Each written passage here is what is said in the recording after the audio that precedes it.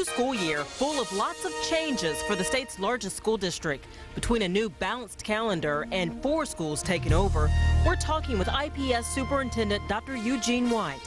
And Frank Straub has officially stepped down as Public Safety Director.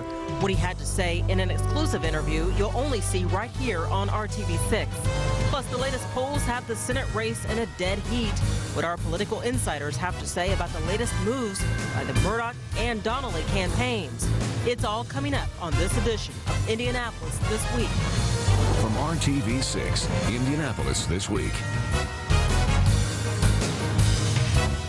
Welcome to Indianapolis This Week. I'm Erica Fly. A brand new school year is underway for Indianapolis Public Schools, and this year is unlike all the rest. For the first time, some of the schools have been taken over by private companies working to turn them around. Those 4 schools include Manual High School, Arlington High School, Howell High School, and Emma Donnan Middle School. Those in charge of turning the schools around say they welcome the tough challenges ahead of them. Our challenges here are just beginning to build a culture of excellence. We've got a great staff put in place to do that who really care about kids. We're going to put the students first. We've got a very rigorous curriculum plan for them and just building that new culture. The question is, how many students are actually staying with their schools and how many are changing to stay within the IPS system? 3,800 were enrolled in the schools that were taken over, but about 1,900 are reportedly heading over to IPS schools. The final numbers may be a little trickier to determine, according to IPS Superintendent Dr. Eugene White. We always deal with how many are on paper and how many show up. And I think eventually we have to validate the ones who actually show up because you can't go by who's just signed up on paper. But I think eventually it's going to shake out and IPS will have at least half of those students back. And joining us now is the superintendent of Indianapolis Public Schools, Dr. Eugene White. Dr. White has served as the superintendent of Indiana's largest school district for the past 7 years now. We welcome you, Dr. White. Well, thank you. Tell me, we just have the first week of IPS school under our belts. How's it going? We've had a good first week. You normally have the situations with buses being late or not on time or missed pickups, but we are ironing those type of situations out. But overall, the week has been a very good week. Let's talk about what we just heard you speak about in that tape. Do you know at this point how many of those students who are enrolled in takeover schools will come back to IPS? Well, I don't have the exact number, of course, but we projected from the very beginning that we would get at least half of those students back. And so we believe that we will have at least about 2,000 of those kids remaining in the IPS schools. Okay. Let's talk about those takeovers for a moment. It has been such a controversial issue. Do you feel those takeovers will be successful? Erica, I got to tell you, school is about children, and I hope the children are successful. Of course, I have a vested interest in wanting to keep our children in our schools, and we think that we've made the kind of progress here recently to demonstrate to people that we're doing some of the right things. But the state had to do what it was commanded to do by the statute, and we respect that. I hope they are successful, but I'm going to tell you, we have attempted to do many things to turn those schools around. They have a little more leeway than we had, a little more flexibility, so I hope they are successful. But I can tell you this, I think the parents and students understand that the IPS schools have turned around and they can see the many of the good things happening, and that's why I think we're going to keep many of those students. You were very outspoken on the issue when we first started talking about it. Has your opinion changed very much? No, I don't think my opinion has changed very much. I think that taking over schools is a serious endeavor. It hasn't been successful across the country. I hope it's different in Indiana, quite frankly. But we, based on the state intervention, we've had more success with the lead partner model than the school takeover model. And so we're going to be pushing that with the state. The state will have to look at John Marshall and take some serious intervention there. And we hope that the takeover lead partner model would be the best thing to go, and we think we can make that work. All right, another major change for IPS schools this year, the balanced calendar. Do you feel this new schedule is going to help students with their test scores and overall performance? Well, I tell you, Erica, when you look at the first year, last school year with balanced calendar, it was a very good school year. As a matter of fact, the indicators are when you see the growth in our schools and improvement, and looking at that, it was very successful. And if we continue that, it's going to be tremendous for us. Let's talk about early childhood programs, which you are a big supporter of. Explain why you see these programs as critical, really. Well, I'll tell you why. Right now, when you look at the performance of IPS 3rd, 4th, 5th, 6th, 7th, 8th graders, this is our 5th year of full-day kindergarten. And we can see the impact from grade 3 through 8 of having full-day kindergarten. The scores have gone up. We've closed the gaps with the township schools, and we know that's the result of getting 65 to 75% of kindergartners ready for first grade. Think what would happen if we were having 90% ready for first grade. Now that can happen if we have some type of early childhood program. The big problem of our children is not a cognitive problem, it is a readiness problem. And you can't be ready if people haven't done things to get you ready. And that's why our young people suffer. And we would like to have some early childhood programs for at least 4- and 5-year-olds to get them ready to even come to school. Do you think these programs are the key to a student's success in high school and even beyond? Well, it's just like building a house. You can't have a bad foundation and have a solid house. We think it's a key to setting the foundation for their learning, and that foundation will ensure that they're successful as they go through school. So not only that, we think it will reduce substantially, probably more than 1/3 of the students who go to special education won't have to go if they get this type of preparation. So we think it could be tremendous for the young people in our community. What do you think is the biggest challenge that IPS faces this year?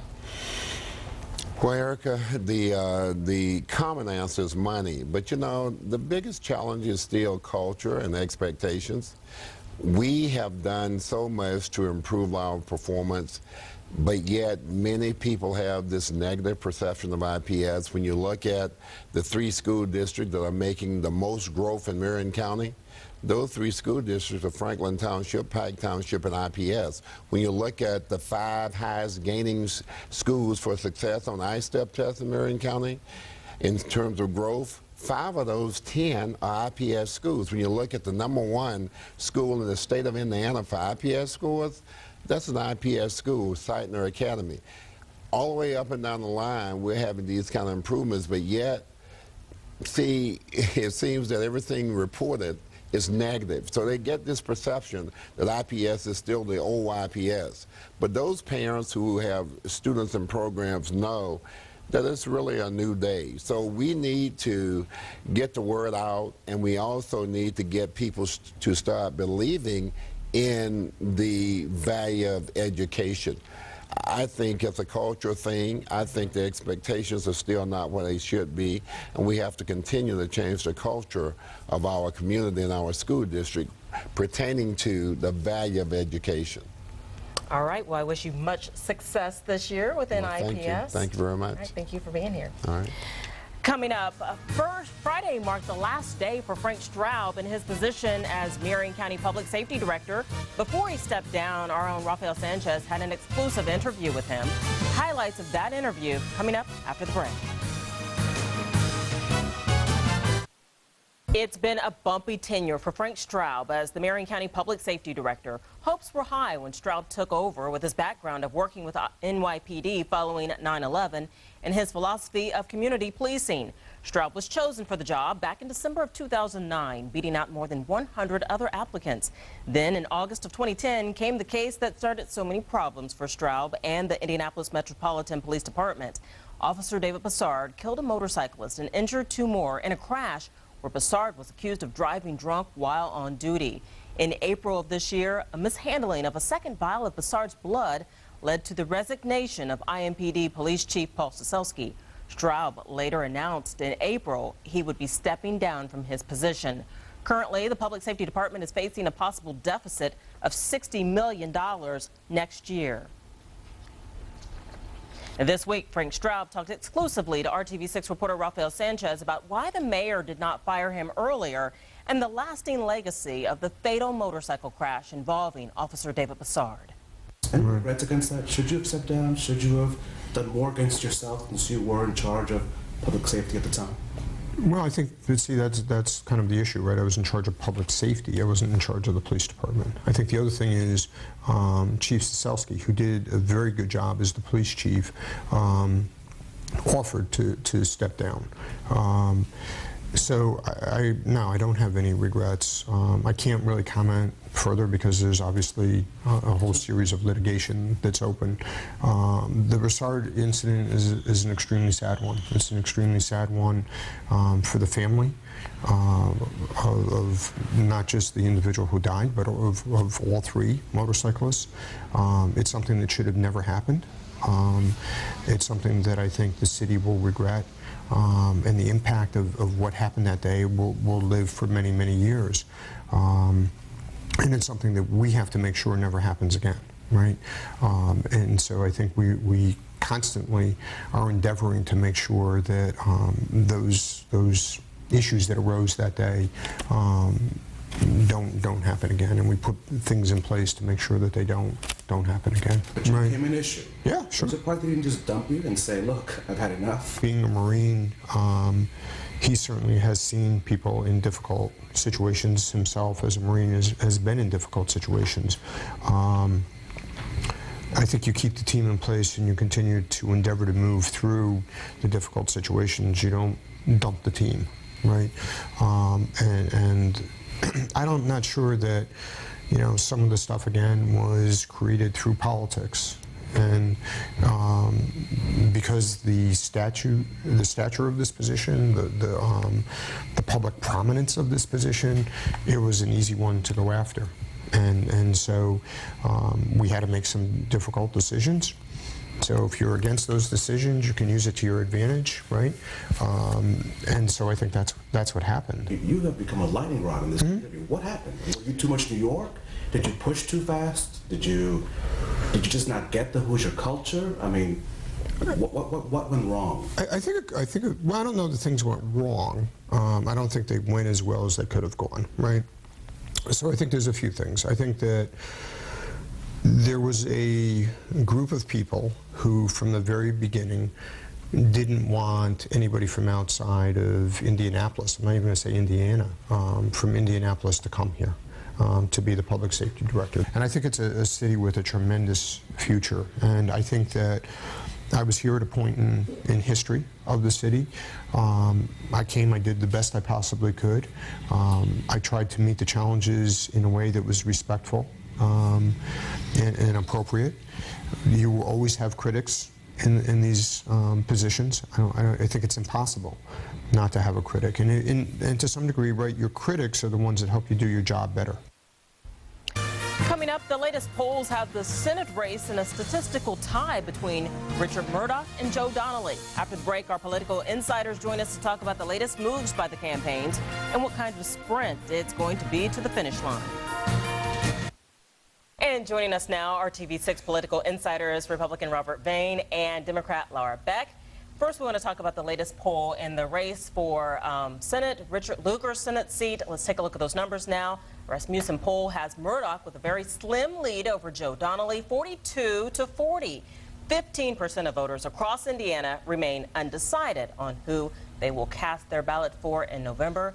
So we want to get your thoughts on this poll. Laura, start with you. Well, it's close. It's very close, and I think it's within the margin of error. And I think it also speaks to the fact that Joe Donnelly is doing such a great job of getting his message out, because this campaign is about the middle. It's not about who's to the right and who's to the left. It's about who's in the middle. And so it's going to be those swing voters, as we often call them, who are going to make the decision. And I think ultimately they're going to tack over to Joe Donnelly. Robert, your thoughts? Well, Richard Murdoch took a heck of a pounding in the primary in his race against Senator Lugar, of which I participated just a little bit in some super PAC work. So, but at the same time, a lot of us have respect for Richard Murdoch, and it's been earned. He's a tremendous Hoosier conservative. He's firmly in the mainstream of the party. And it's amazing to me that the results of that poll don't show a wider gap. If I was the Donnelly campaign, I'd be wishing I was up 5 or 6 points, because Donnelly didn't have a primary opponent. Murdoch got hit pretty hard, and yet here he's still up 2 points with fewer than 100 days to go. Well, I think what's interesting as well is there have been some internal polls that are done that show Richard Murdoch with a significantly higher, I think like 70% name ID, except for he's not even cracking 50%, and if people are going to vote for him. So I'm wondering if it's a case of the more people see of him, the less they like him, especially as the campaign is really heating up, and much of the information about Chrysler and some of the statements he's made about not working together across party lines might be hurting him with those folks in the middle. He carried Howard County in his election in 2010, re-election to the Treasurer's office. Howard County is Chrysler Central. He carried that county with 60% of the vote. If Chrysler was going to hurt him, it would hurt him then. There's no empirical evidence that his fight for Hoosier taxpayers over your union buddies and Chrysler. I'm happy to take my union. And my dad was a Teamster too, but the taxpayers needed protected, and that's what Murdoch did. Union money's like a Scooby snack to Democrats. They'll do anything for it. Anything. A Scooby snack? Really? Exactly. I watch a lot of Scooby. You start to sound like my 4-year-old who eats Scooby snacks. I'm glad to hear that. If that was going to hurt him, it was going to hurt him then. There's no evidence that it hurt him. Another thing, very, very quickly, very important development in the last few weeks. Richard Murdoch's out in Washington, D.C., meeting people, networking. Who introduces him? Who asked to introduce him at this event? Richard Lugar. The Democrats are pinning their hopes that the Lugar-Murdoch split will stay that way. It's not. It's healing slowly but surely, and that's good for news for us. Murdoch's campaign referred to Lugar as a traitor. So, I mean, let's not forget then here why did what's the senator going introduce on. him? This is what I think. Let's not forget that these type of things are going on. I think at the end of the day, especially when we talk about Howard County, at the end of the day, the numbers are going to really tell the story on election night. So I can eat crow if he wins Howard County again on election night when I sit here with you. But I think it's going to be a lot closer. And let's talk about election night. We're less than 3 months away from election day. Crunch time. Can't wait. So where do these elections go from here? I mean, this is a crucial time. Laura? It is a crucial time, and I think that anyone who works on a campaign or is involved with anyone who works on campaigns and knows people who work on campaigns, this is really where the rubber meets the road. You're still raising money, you're doing everything you need to get up on television, you're polling constantly. So I think we're going to see a lot of people taking their message to the voters. I think we're going to see a lot of folks on TV. We're going to see a lot of mail in the mailboxes. So get ready, folks. It's coming. Yeah, I agree with all that. No, she's exactly right. They got to meet voters, raise money, get on TV, and craft a coherent message that resonates with folks. Absolutely. And if you are involved with or connected with anyone who's in a campaign, just be nice to them, because they're going to act like complete and total lunatics for the next 3 months. Yeah. All right, let's take a look at the race to become Indiana's next governor. Lots of interesting proposals and accusations between these campaigns. You Robert, can you want to take that one? Go ahead. I didn't know there was a race for governor. Oh. I'm sorry. You have to get me up to speed on it. Speaking of crow. I would say this. Cooking. Mike Pence is doing exactly what he needs to do. He is putting out. He is on TV. Not meeting with anyone. Look, at this point, John Gregg's campaign has put out more news releases announcing changes in press secretaries than they have announcing any sort of proposals. Mike Pence is doing what he's supposed to do. He is connecting with the voters. He's working hard. Fundraising's through the roof, as we've talked about before. They raised the same amount of money, but for the DGA. Sorry. Or RGA. Sorry. He's up on the air. So Mike Pence, but at the same time, he isn't playing it safe. He's had bold policy proposals. I'm particularly fond of the one to help veterans. There was a tax cut proposal that we talked about before. So he's doing what needs to be done. Poll has him up big. He's still working hard. So best of luck to you. What's the poll that has him up big? It was a poll that just came out that had him up double digits. Didn't you see it? No, Let's because talk. I'm working, unlike Mike Pence, who doesn't show up to work. I'm sorry. I'm Well, working let me tell you and something. doing what Let me I'm tell doing you, right now. Melanie Griffith, when you get done working there, working girl, here's what you need to do. Oh, you need to take I a have look. much better hair than she did. Much better hair. Laura, Take a Let look me at the say polls. this. Let me say this about the tax plan. It actually would stand to benefit the wealthiest Hoosiers among us. So he can tout the tax cuts all he wants, but they're not going to. So go Not ahead. flying with you, right? Not flying with me. No. All right. No. John Gregg, let's talk about this. Recently Yes. gone on the attack at Mike Pence's voting record. Does he have a valid argument? No. Yes. No. Yes. How much time do we have? Why am I not How much time surprised do we that have? you guys are How much answering time that do we way? have? How much time do we have? Explain why you You feel go- that way, you go Laura. No, first. you go first because I want to hear what you're going to say. Mike Pence's voting record in Congress is attendance is over 95%. That's extremely high. His voting record for the second quarter is much higher than other folks who are in the Indiana delegation, including your candidate for senator, Joe Donnelly, whose voting record's at 80%.